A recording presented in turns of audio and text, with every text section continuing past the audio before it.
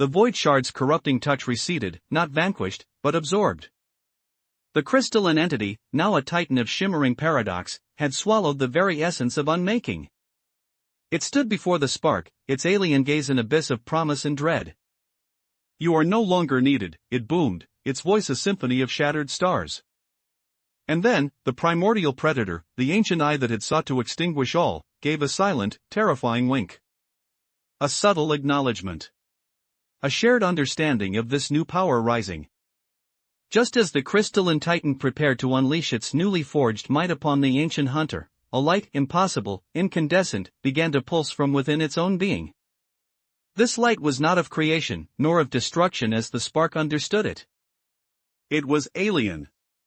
Unfathomable. It caused the crystalline titan to falter, a momentary tremor through its colossal form. Even the predator, a being that had witnessed eons of cosmic decay, showed a flicker of surprise. The spark, clinging to its dwindling existence, felt a surge of hope, a primal instinct recognizing the emergence of a force that threatened to consume both titan and predator alike. This new power, born from the universe's pain and the spark's very essence, pulsed with an energy that promised to rewrite reality itself. But the spark's hope was short-lived. The alien light intensified, not as a wave of salvation, but as a consuming hunger.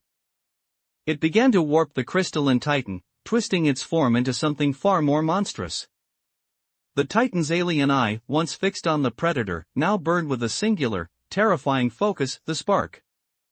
"You are the seed," it hissed, its voice now layered with the echoes of the void shard. "And I am the harvest." The predator watched, its predatory stillness broken by a subtle, almost imperceptible nod. It had orchestrated this. The crystalline entity wasn't a replacement for the spark, it was a more efficient tool for annihilation. The alien light was not a new beginning, but the final, irreversible decay of everything. The spark, once a beacon of nascent creation, now understood its true fate, to be consumed, not by the void, but by a perversion of its own hope, a cosmic parasite born from its own struggle. The last vestiges of Freya's emerald echo flickered, a dying ember in the encroaching darkness. The universe, moments from being saved, was now poised on the precipice of an unimaginable oblivion, a void far deeper than any the void shard could have conceived. The titan, now a grotesque mockery of its former self, raised a limb that pulsed with the alien light, its target locked. The spark braced itself, not for a fight, but for erasure. But as the titan's limb descended, the alien light within it pulsed one final, blinding time, not outwards, but inwards.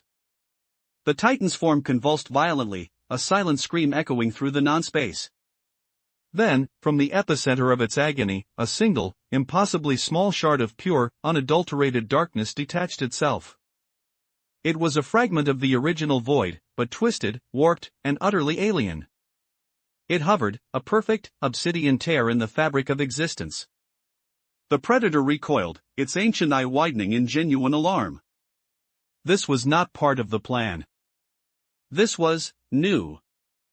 And as the obsidian shard began to expand, not outwards, but inwards, drawing reality into itself, the spark felt a chilling realization.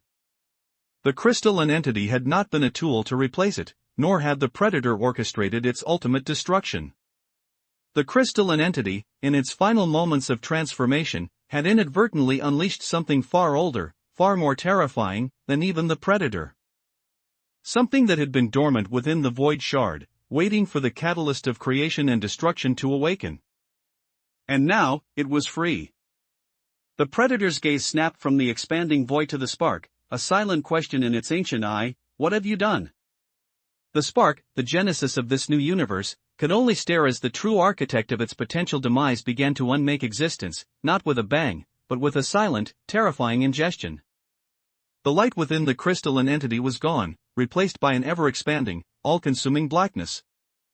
The predator, for the first time, looked uncertain. And the spark, the echo of Freya, was left with a single, chilling thought: the greatest horror was not annihilation, but the utter, incomprehensible emptiness that followed.